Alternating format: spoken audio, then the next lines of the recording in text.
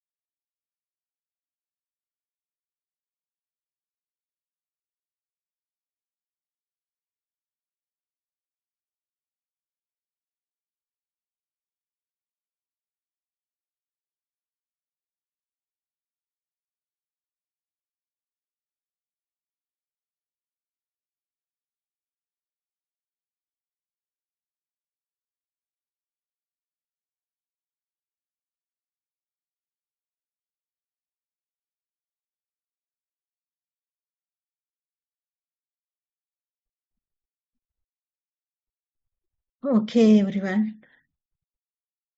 I hope all had good walking practice, and later on maybe we can discuss.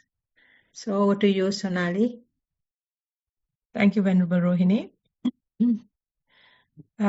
So next on the agenda is the Dhamma talk based on the topic we have this week, which is a topic we started last week. It is on complexity. I now invite Venerable Rohini again to start this topic. Thank you, Sonali. The complexity. So when I get that topic, I was thinking complexity is also a complexity topic. Whatever the complexity has, I think complexity has a comparative value.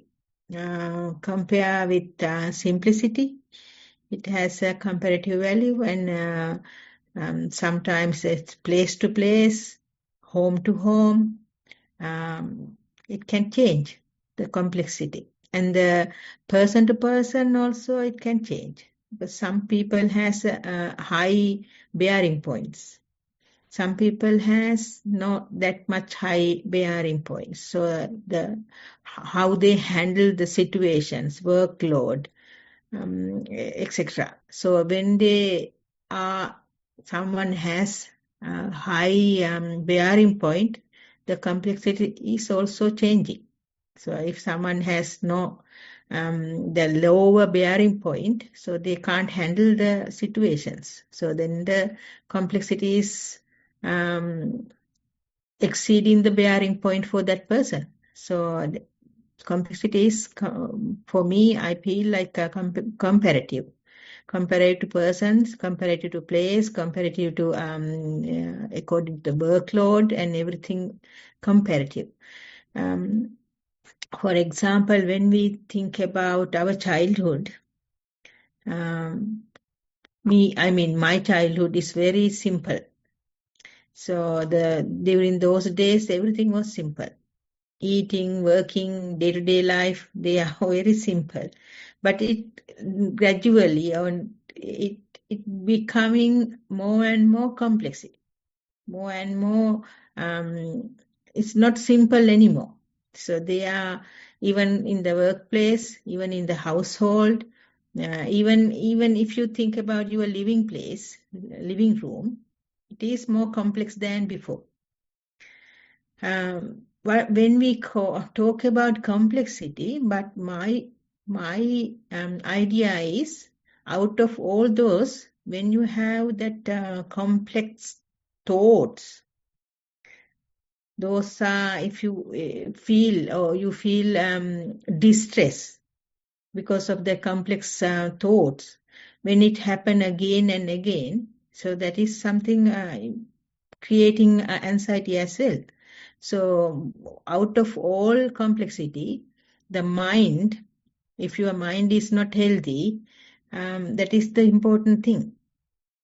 So when we talk about complexity, we need to talk about how we can keep our mind in healthy manner out of the complexity. So we can't avoid the world complexity.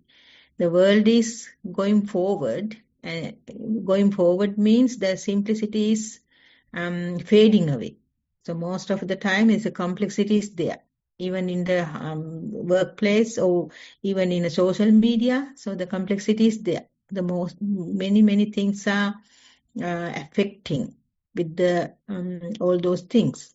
So we need to think about the mental health.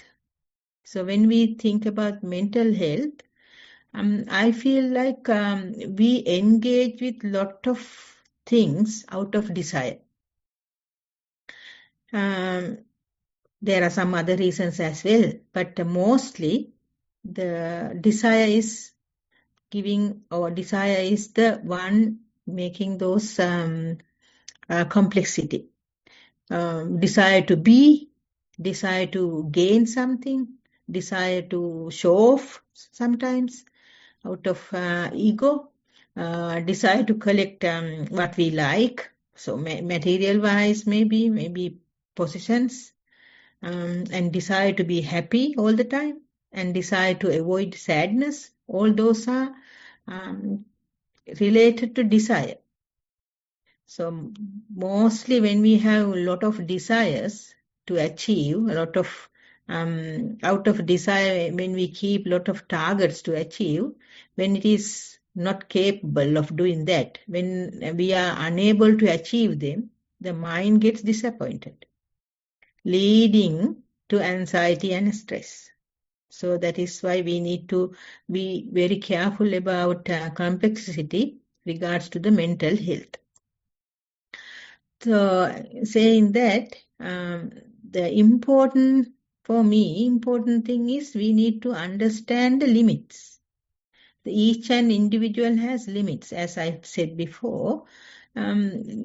People has their own limits. Some people are very capable of keeping or handling more complex situations. Some people doesn't. So likewise, if we can recognize if what kind of person I am, or what kind of ability I have to bear or to manage the complexity, or in household situation, or maybe in workplace, wherever, or dealing with other people. So if we can recognize the limits, that is, I think, a good important point.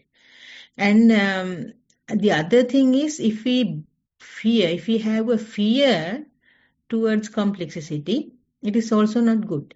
So because the world is moving towards to the complexity, it is not going back. It's always going forward and keeping the world as more and more complex. So the complexity is there, so we can't avoid it. So that means if we are having a fear about complexity, it is not also good. So, but what we need to do, we need to master it. The complexity is there, but we can master it with purposeful simplification, purposeful attitudes. So we need to keep on like that. So not to avoid, not to be fear about the complexity, but to master it, to channel it. For that, we need to understand when and how to prune overgrowth. So when we have a desire for a lot of things, we need to understand the limits, and we need to cut off or prune the overgrowth.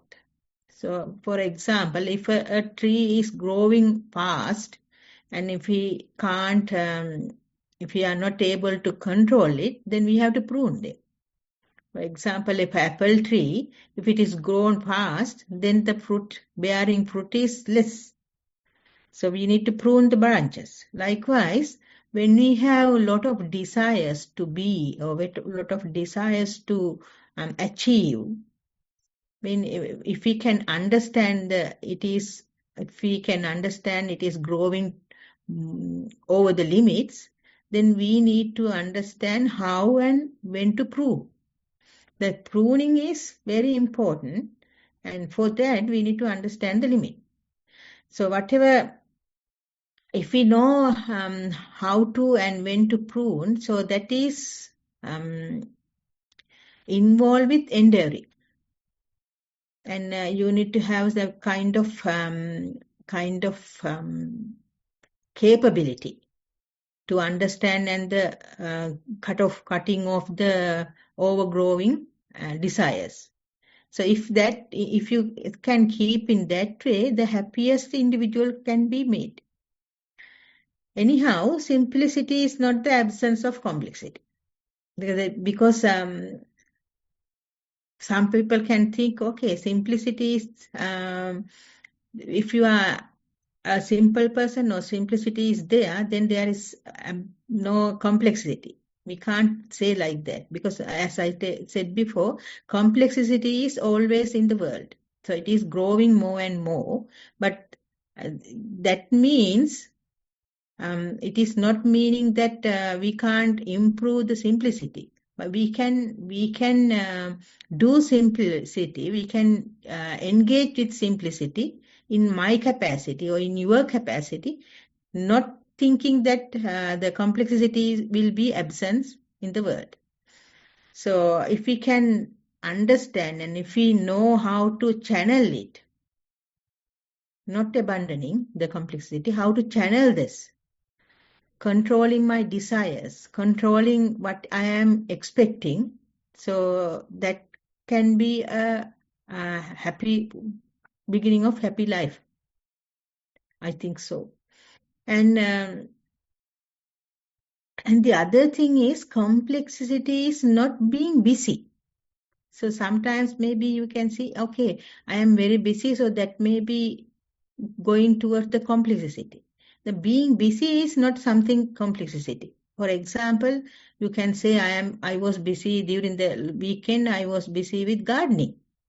And I was busy with writing an article, or I was busy with writing a report. So the being busy is not something complexity. The complexity is something that involves with many lot of tasks, lot of responsibilities, and if it is involved with lot of worries, then the complexity is coming. Maybe it is in a workplace, maybe housework, maybe social work, maybe in social media. So if you are dealing with lot of things, lot of tasks, lot of responsibilities, so when that happens, that is the beginning of complexity. So being busy is not something complex. And when that happens, when you are dealing with lot of things, lot of tasks, lot of responsibilities, that might lead to overwhelmed or stress situations. When that happens, the mental health is affected, or you are in a cut-off line of the mental health. Scientifically, the brain can only handle so much at once, not lot. So that is why Lokusaminans always says one thing at a time and that done well. So it is the brain capacity actually. If you are doing one thing and it is doing keeping your 100% attention, then you will get 100% benefit, also 100% profit or 100% outcome. So if your brain is demanding lot of work, then you get forgetfulness, mistakes, tiredness, all those things affect the brain or affect your mind, healthy mind. So if you are having a lot of things like that, then it is hard to focus on something, hard to make decisions, hard to switch from one task to the other, because you are not having limitations. You have a lot of work, so you don't know when to stop one and to start the next one. So those are coming together, and you can't understand what to do. And so that leads to constant stress and worry. Most of the time, people worry about the past and future. Mostly past. When you worry about past, so definitely you are getting worried about the future. Because with the complexity of the world, you worry about your future health, or you worry about future income. You worry about your skills, or your health. A lot of worries are there. So those worries initiate with many responsibilities. When you think about children, your own children, okay, you think, okay, this is my responsibility to give them more kind of, or how do you call it, wealth. And it is my responsibility to keep them in healthy manner. So those are responsibility. You have that responsibility, but if you are taking it over the limit, that will make you worry. So if that is happen, the worries will make you sick. Sick means mentally sick, mentally unstable. So that kind of mental unstable can lead to the burnouts, and it can contribute to the depression. But the important thing is we need to understand these things happen slowly, not all of a sudden. You can't see the changes. Those things happen slowly means it is very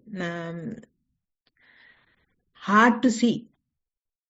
Very hard to see from other people or very hard to see by yourself. So that is why this is important.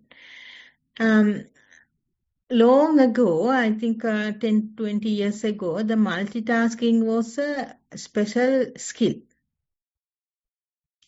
So people thought, okay, women usually they can do multitasking and they are very capable of doing that and we are very skillful for doing that.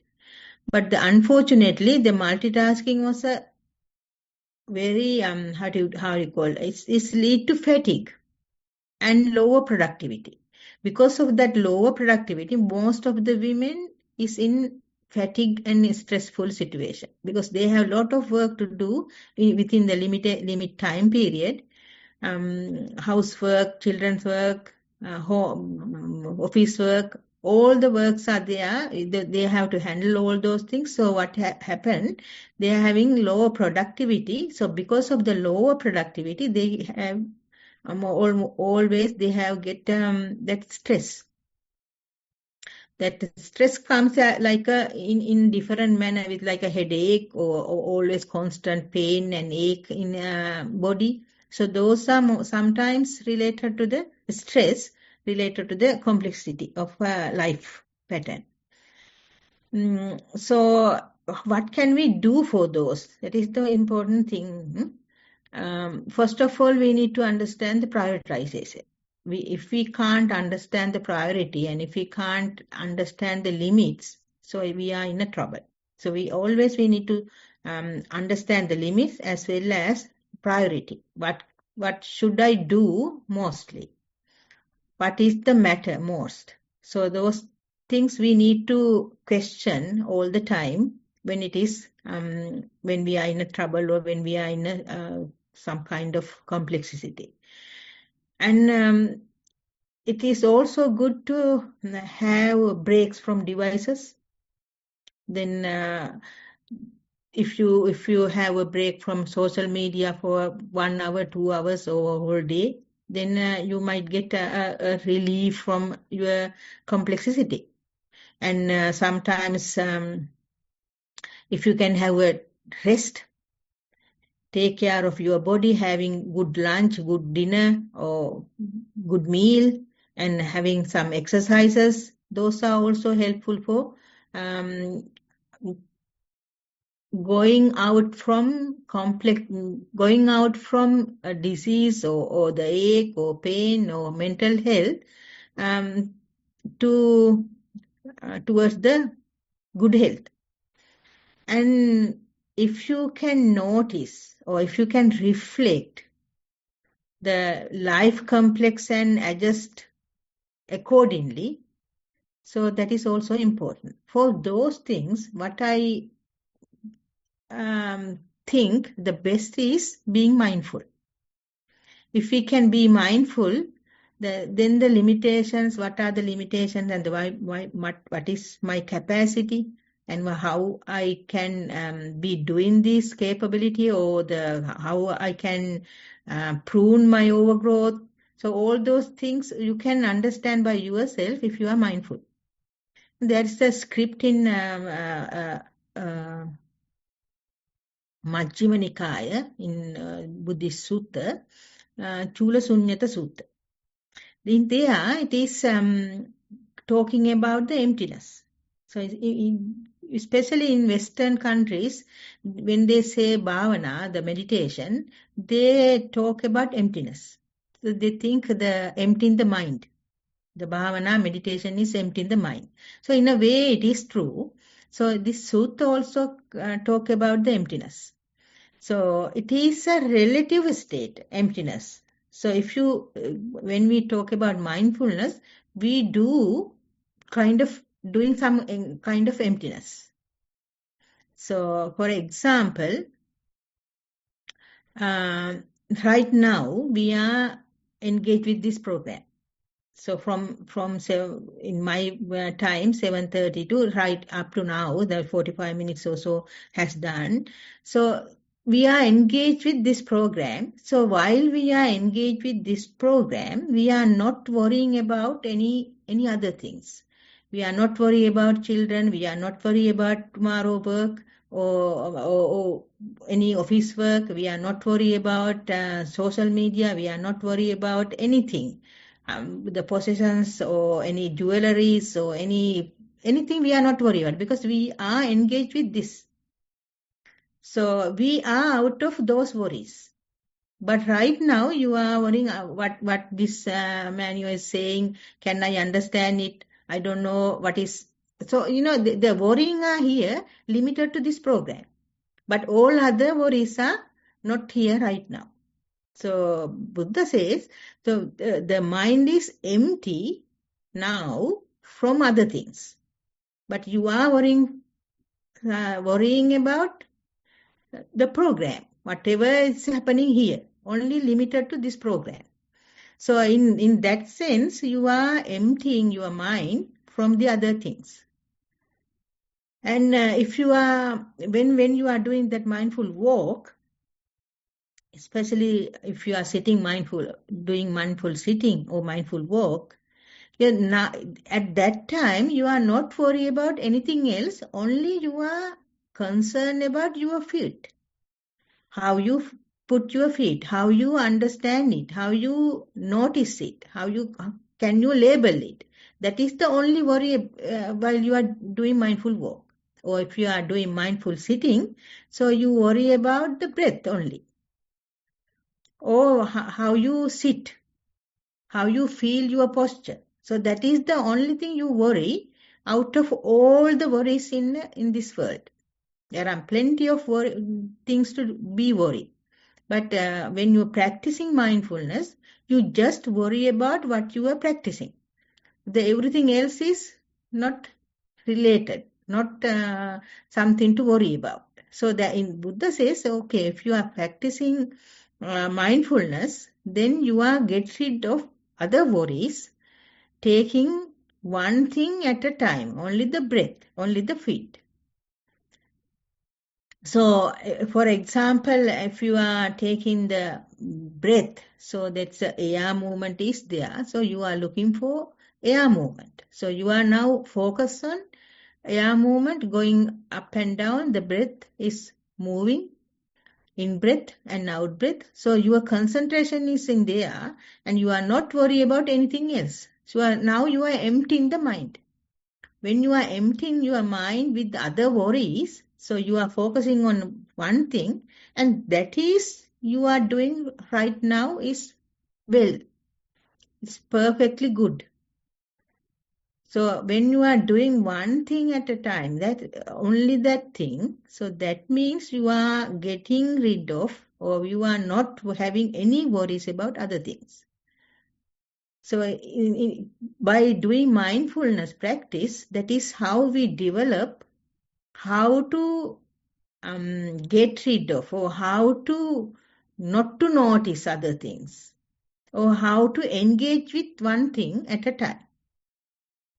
Once you are good at mindfulness practice with breath, so gradually the breath is disappear or fade away.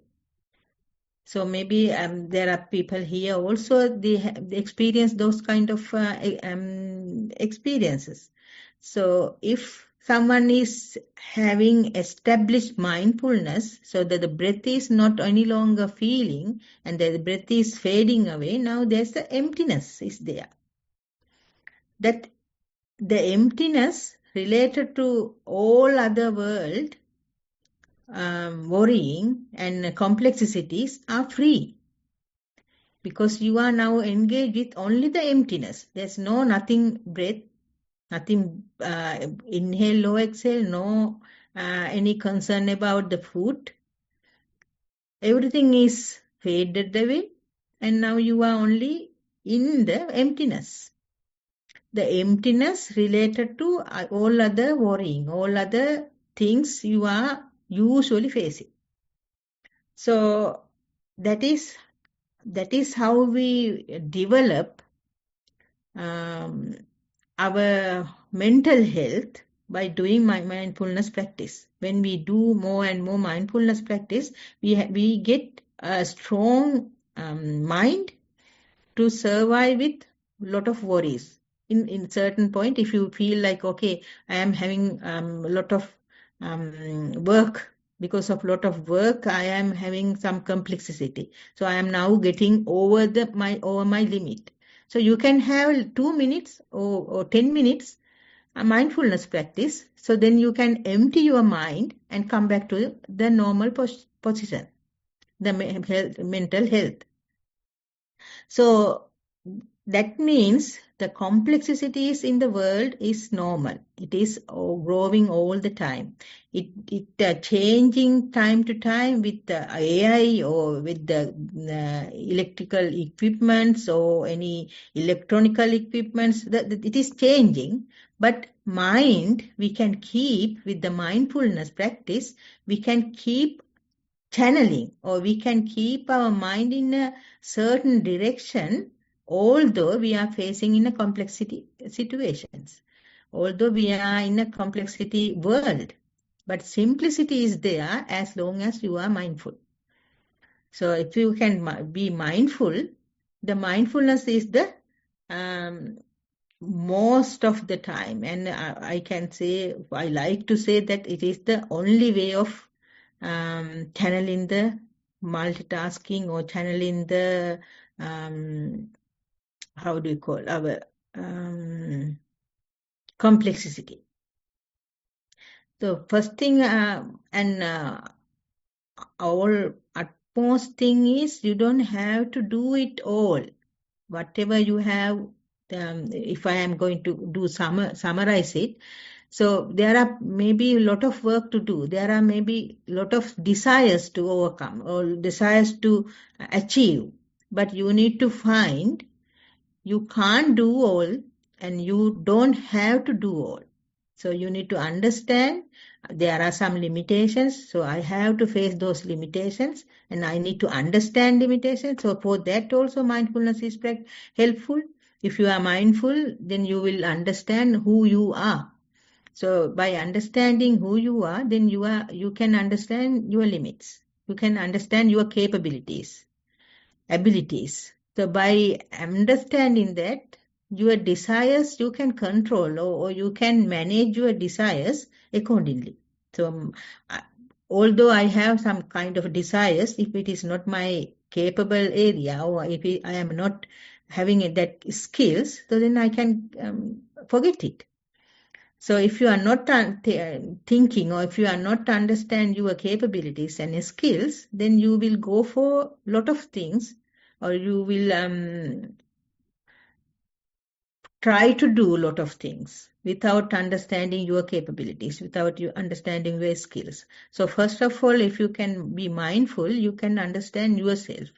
While understanding yourself, you can understand with the inferential knowledge, you can understand other people are also same. When you understand, even for example at home, so if you can understand how your children think and how your husband or wife is thinking, so then it is so easy for you to keep the simplicity.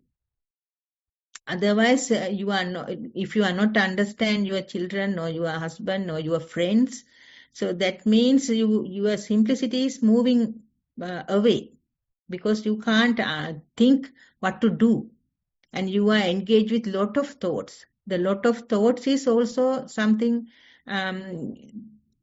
entangled towards stress, anxiety. Because if you think the same thing again and again, like I want to do this but I can't, but I want to do this but I can't, but I want to do this, how do I do? So likewise, if you do thinking the same thing again and again, that means that leads to the sadness, stress, I can give some example like this. If you expect your children to be scoring higher marks, so but if they are not doing, so you will get distress. You will get stress because of that. But if you can understand their thinking or their capabilities and their abilities, then you will get relief from that stress because you can understand, okay, although I am thinking I have a desire for that, they are not capable of it. Or their interest is something else, on something else. But if I want to channel my uh, daughter or son to be a doctor or to be an architect, but if he or she is not having that desire, so if he can't understand it, so that leads to a complexity. It's not simple then. So that is so hard actually. It's hard for children as well as hard for parents. So likewise, if we can keep mindfulness practice, then we can understand ourselves, and then we can understand others as well with the inferential knowledge. And understanding, the mutual understanding make the life simple. The simplicity is there when you are having kind of we call it in the same page. If we are in the same page, or maybe we are in the same page but in a different ideas, but still we are trying to be. So that will make a simple life and simplicity. And if someone has anxiety or stress that lasts for a long time, it is so important to talk to mental health professionals, or getting help or talk to some friends is so important. And yesterday I got a report, actually a mindfulness report. That lady is saying she's doing mindful sitting and mindful walk, and even without that, while she is working in some other place, she could caught up, or she could identify thoughts come and go without engaging. So out of that 30 minutes mindful walk and 30 minutes sitting, that lady developed, her skills are developing towards the mindfulness, more and more mindfulness, understanding while she is doing other works, so she can understand her thoughts. So if someone can develop like that, the understanding thoughts is so important towards mental health. So otherwise, if you are having loading desires, or overloading sadness, or overloading hatred feelings, that make a mental complexity. That is not good. So be mindful and practice mindfulness daily. That make everyone a simple, focusful people, happy people. So thank you everyone for listening. I hope that is helpful. Thank you, Sonali. Thank you, Venerable Rohini. That was the end of our topic on complexity. Thank you for a good explanation on how to simplify a complex situation by understanding yourself and being mindful of yourself. Now we move on to the next item in the agenda, which is the reports that were sent to us presenting to Venerable Rohini for her advice. To start this session, I now invite Panchani. Thank you, Sonali. Thank you, dear Venerable. Much merits to you for that valuable guidance on how to turn complexity into simplicity. So I believe Sonali is now sharing the screen with you. Thank you, Sonali. Nissarana has prepared 2 YouTube videos to guide you with your practice of mindful sitting and mindful walking. You can allow a small time daily and practice your sitting and walking. You can continue until you complete 2 hours of practice in total. You can write down your experience as a reflection report or any questions or statements. You can write it under headings, mindful sitting, mindful walking, and mindfulness during the day. You can describe what you felt whilst walking and sitting and what you recognized as your sitting posture through mindfulness. You can describe any prominent sensations whilst walking, such as texture of the ground, pressure points of the soles, how the body weight shifted from one leg to another. You can describe the ingoing and outgoing breath at the nostrils, raising of the abdomen, etc. You can email your reports to beginners@gmail.com or send as a Google form. You can continue your mindfulness practice according to the advice given by Venerable Rohini or Bhante during the sessions. Recording of the sessions are also available at the link given here by Nissarana Vanaya. Having said that, I will now move on to the first. There's only one report that we've received today, so I will read that, Venerable. Mindful walking. Place, compound time 7:45 a.m. Duration 45 minutes. Object, sensations on the soles of the feet. I walked freely few times, then started to observe sensations labeling feet as left and right. Felt roughness of the gravel and hardness of the floor. Could walk like that up to 8 feet. Did a body scan at the edge. Eventually observed feet as lifting, moving, and keeping.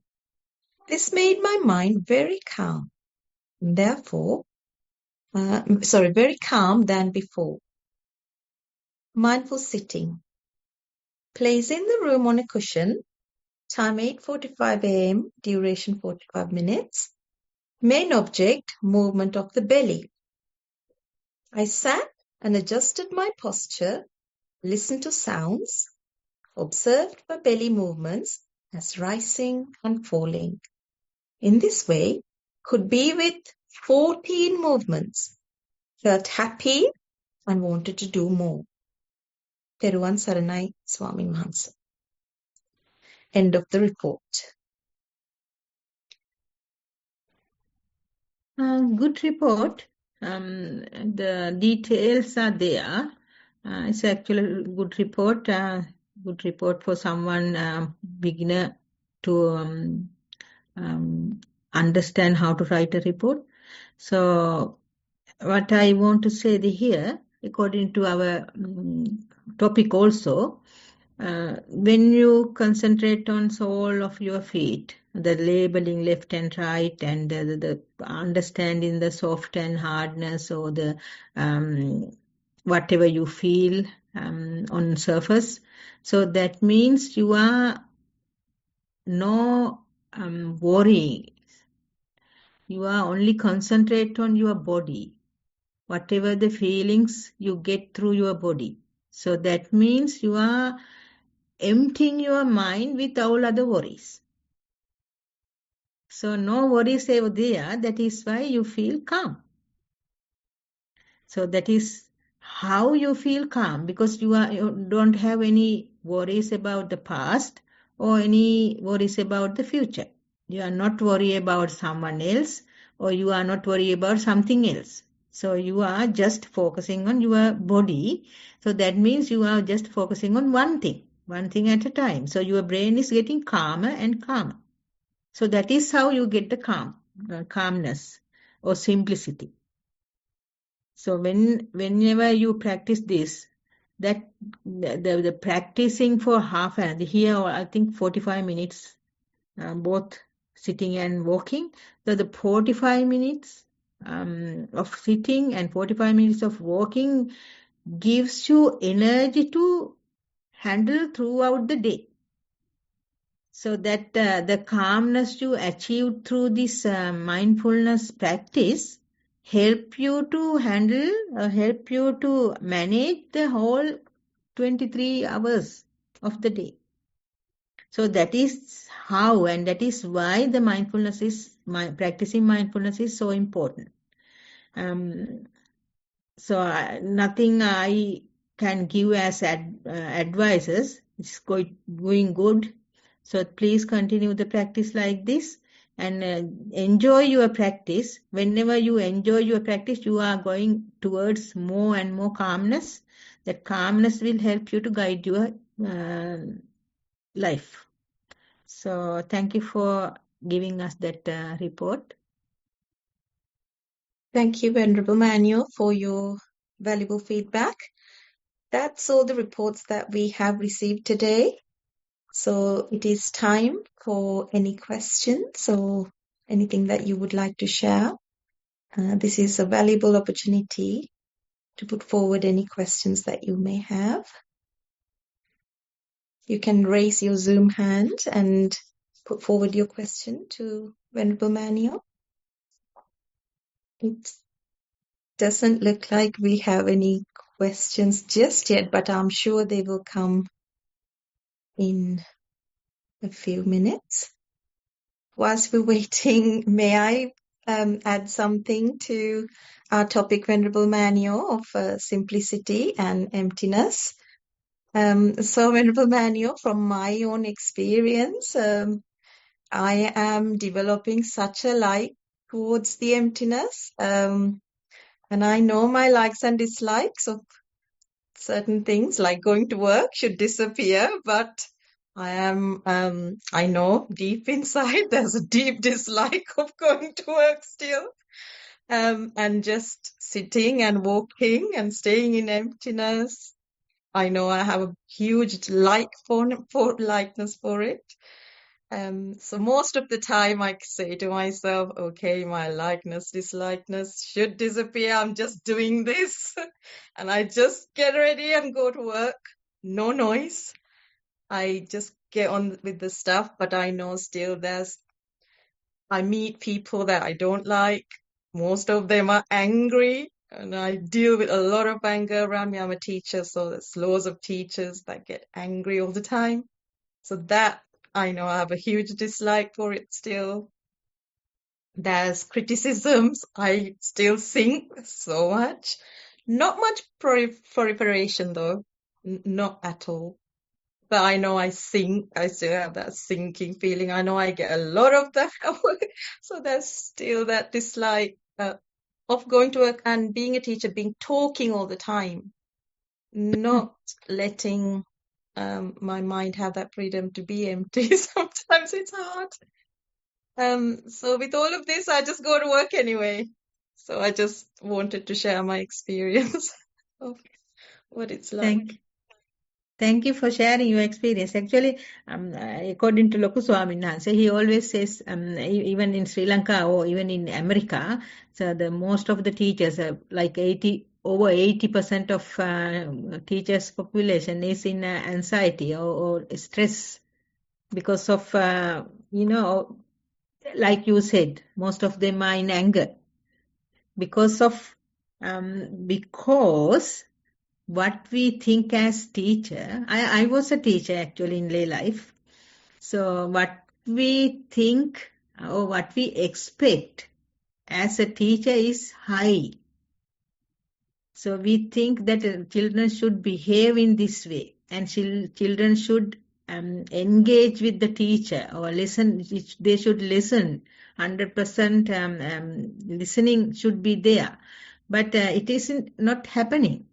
So when it is not happening, so you are always because your desire is not happening. So it is disappointed.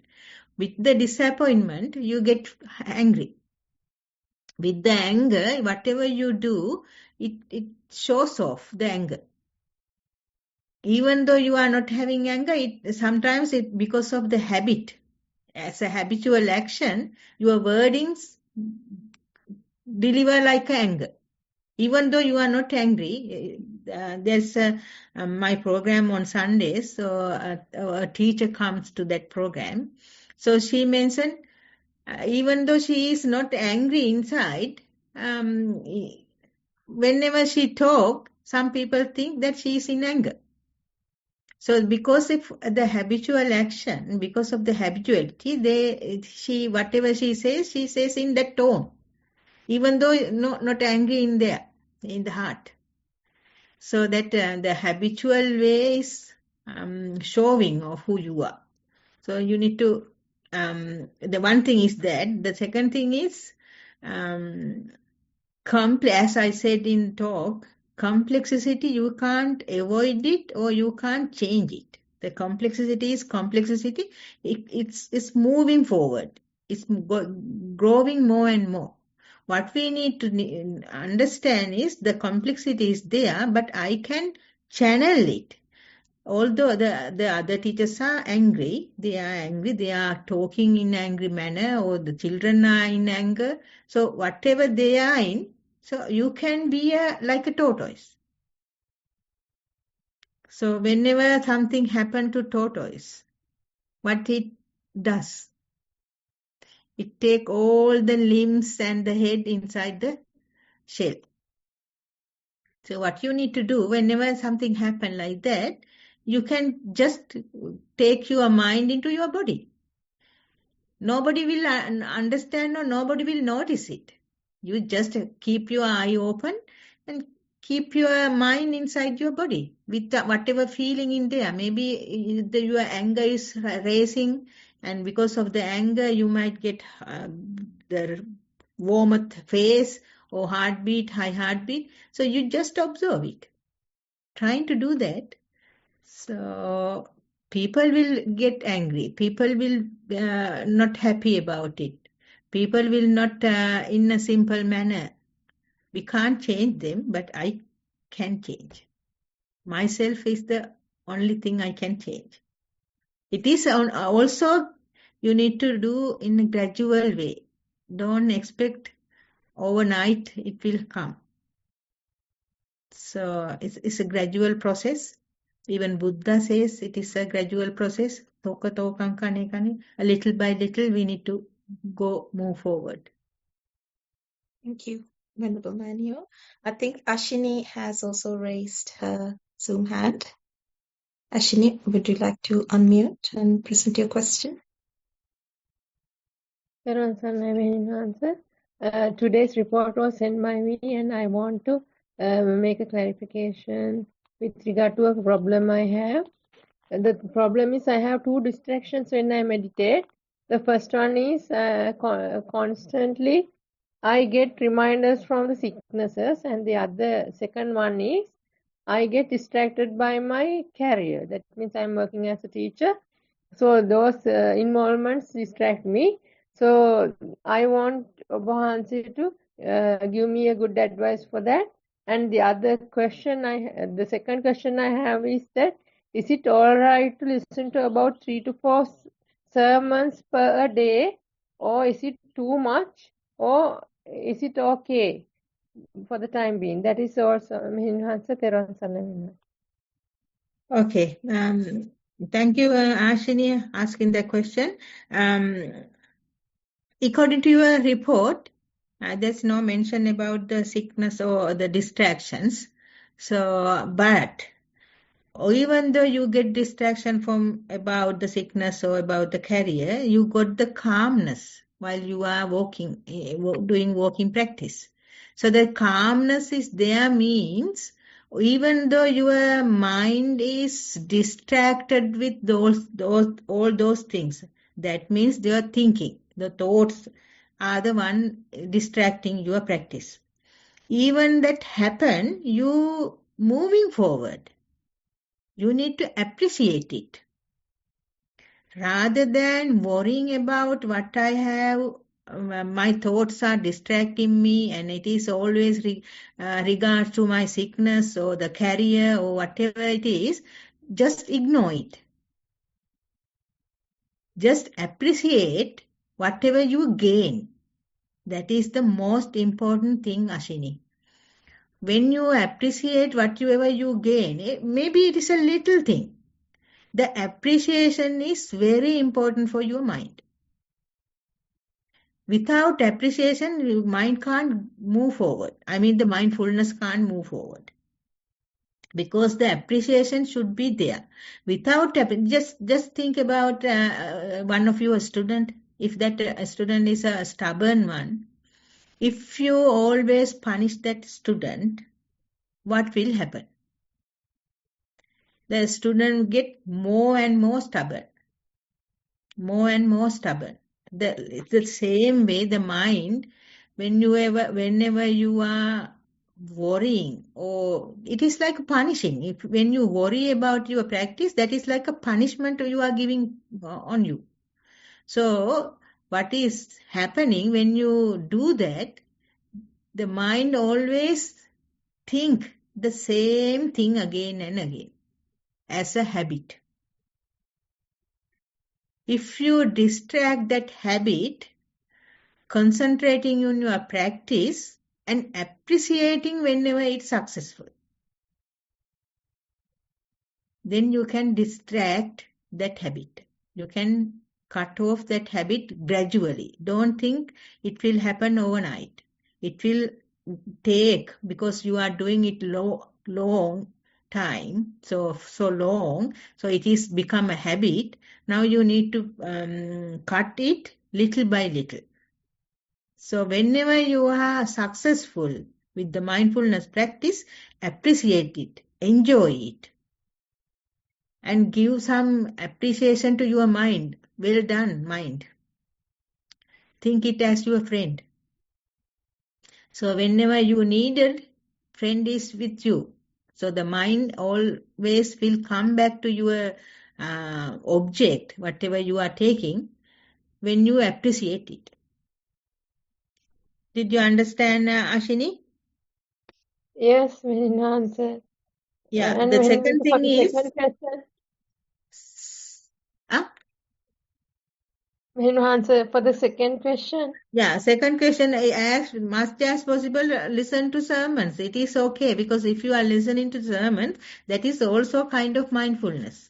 If you put your 100% attention to the listening, that is mindful listening. So while you are listening to sermons, if you are sitting or if you are doing walking practice, you can listen to sermons. So at least if you listen to 1 hour sermon, you will get something out of 1 hour, maybe 10 minutes, you will be mindful. You may be mindful. So that is a progress. So whenever you can, you listen to sermons. It's okay. Pardon me, Meherima, is it all right to listen to sermons while I'm doing work at home, like sweeping and cooking like that? Is it only for sitting and listening, or is it all right to do once I do my home day-to-day other work?